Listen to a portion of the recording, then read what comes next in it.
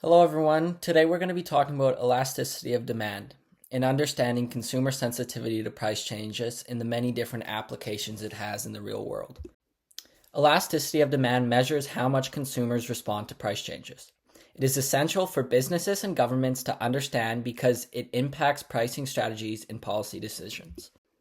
So in terms of the math of elasticity of demand, the formula is percentage change in quantity demanded over percentage change in price. So you'll realize in elastic demand, a small price increase causes a big drop in demand. And in inelastic demand, demand stays almost the same despite price changes. Now taking a look at factors influencing elasticity. So number one is availability of substitutes. More substitutes means higher elasticity. Number two is necessity versus luxury. Essentials have inelastic demand, whereas luxuries are elastic. Okay, three is share of income.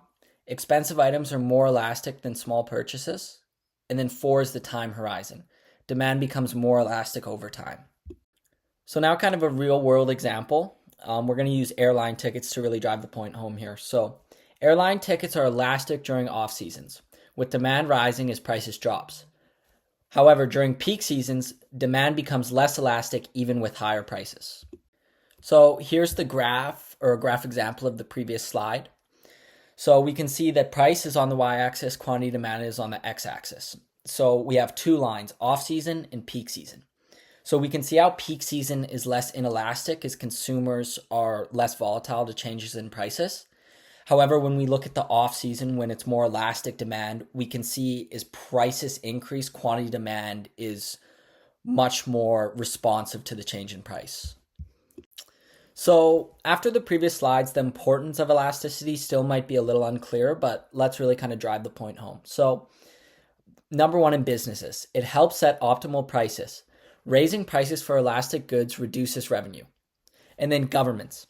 Taxes on inelastic goods generate stable revenue. An example of this would be fuel.